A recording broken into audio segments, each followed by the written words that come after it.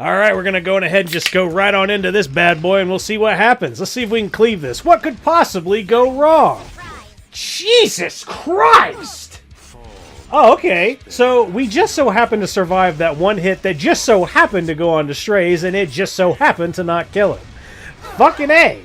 So now, we're able to go into the Urban Shadow Choux, knock that cancer out of the fucking game, and then let's go ahead and bring in new Hwayoung into this, which absolutely should 100% kill this Abyssal Yufine, who is not rocking Holy Sacrifice for some fucking goddamn reason, which means the whole reason we even brought Briar with Iseria was completely fucking pointless. But either way, we've taken care of two really, really bad threats on the field, and the only thing that can actually go wrong now is if we are not able to cycle enough, which is why we went for the Straze S1 just to kind of go up on the CR bar just enough to see if we can kill this Ocean Breeze Luluca before she goes in with an S1 to kill my Straze.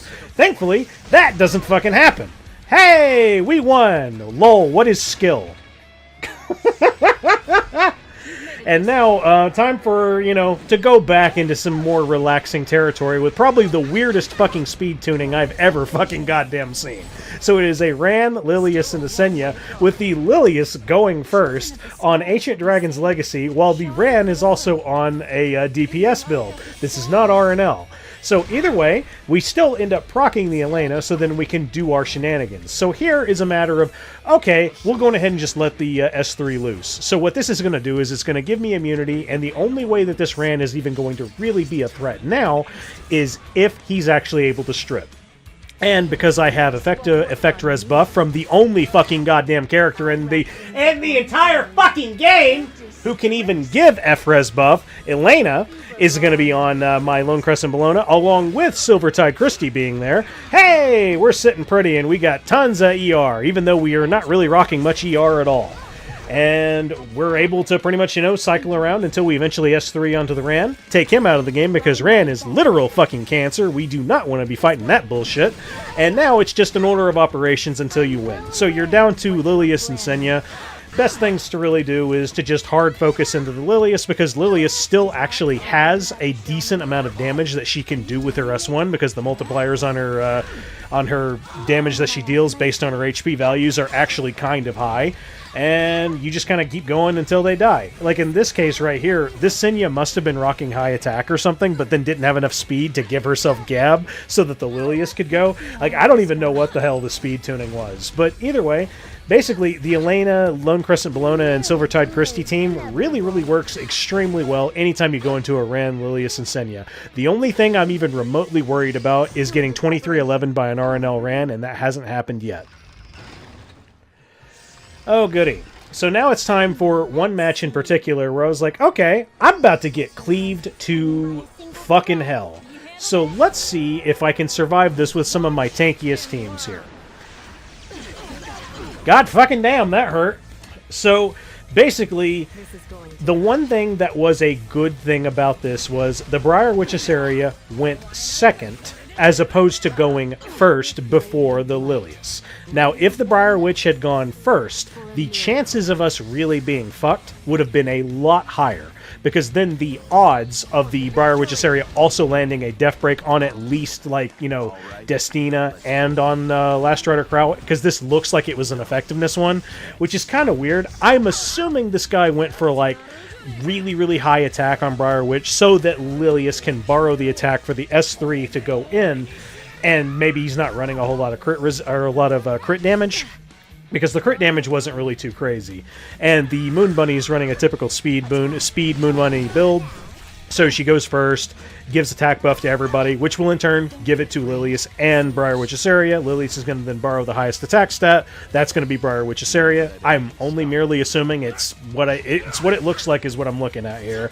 But after we survive that first burst, we win. The reason why we win is because all we need to do is just survive one more turn of Briar Witch just going in. She's not like Kairon, where she can just get her S3 back for free because she hit Immortality. So you just, survive one more turn, which after we've already used our S3 big heal on Destina, which we straight up weren't using it for revival, we were just using it because she's a really thick and tanky healer that I have on my team, and the S3 is a pretty big bulky heal on the whole team. So hey, works out. So then we just kill the Briar Witch. We'll kill the Moon Bunny eventually by going into units that we deem, like, you know, important to go into. We didn't go into Lilias until the very end because, well, she's borrowing that attack stat from somebody for the S3. Has to be Briar Witch. Kill her. And then suddenly, Lilias ain't doing very much fucking damage anymore. And Shazam. Now here's what was weird. Crown of Glory. Crown of Glory on Lilias, honestly, bro, if you were rocking, say, Portrait of Saviors, or maybe even something like, I don't know, even Ancient Dragon's Legacy, I think that would have probably been a little bit better. But hey, let's go into this match. Fucking A. So we're going into some more Urban Shadow Shoe shit. So basically this is the same team that we fought in the first fight as well. But I decided, hey, let's try something a little different because I don't want to have that RNG fiesta by having Straze go in and then just straight up getting fucking one-tapped by the Urban Shadow Shoe or whatever the fuck on turn 1. So let's instead go for Silvertide Christy, Elena, and then also Spirit Eye Celine. So the thing that I was going for here is we have F-Res buff on us, but we have a little bit less F-Res on our Spirit Eye Celine than we did on our Lone Crescent Bellona, because Lone Crescent Bellona actually has a little bit of F-Res. This is going to come into play later. But either way, I have a fairly decent amount of F-Res, so with the F-Res buff that I currently have, I'm not too worried about this right here. Which, hey, cool, I take it. Because that's probably the worst thing that could really happen, is if my Spirit Eye Celine is hit by that attack and it really affects me. Good news is every time you get a Nimble Sword proc, you're going to go ahead and you're going to cleanse one of your debuffs that is on Spirit Eye Celine. But right here is another factor, because this is new Spirit Eye Celine. This is the buffed version of Spirit Eye Celine, where they kind of just like moved her damage values around a little bit. I'll talk more about that in a second, because this was the scariest part of the fight. Excuse me. But basically, the big thing here was I was wondering if I was going to die from injury damage from the Urban Shadow Shoe right there. Now, thankfully, I took my Silvertide Christy took some of that additional damage, and I was able. She was also on crit, so she crit Spirit Eye Celine, and then I'm able to go in with a counterattack to basically heal up to full. So we're actually safe going into Urban Shadow Shoe. Now, if the Urban Shadow Shoe wasn't rocking any crit at all, we would have probably been fucked. But either way, the big thing that I want to point out in particular is the damage values that Spirit Eye Celine is able to do. As well as another factor right here was I could have killed Abyssal Yufine a little earlier. I was thinking about letting her go so that then I could counterattack here and then I wouldn't have to deal with, trauma Yufine. However, that's actually a misplay on my part, because if I had killed her earlier, and then whenever she would go trauma mode here, then she would already be fucking dead. And then we wouldn't have to deal with this shit. Oh! That almost was really bad. Now, the big thing in particular why it could have been bad is I don't have the ability to cleanse myself because I was silenced. But we have two forms of, outs for this. One, we could also soul burn Spirit Eye Celine to get rid of the silence that's on us so that then we can use S3 on the next turn.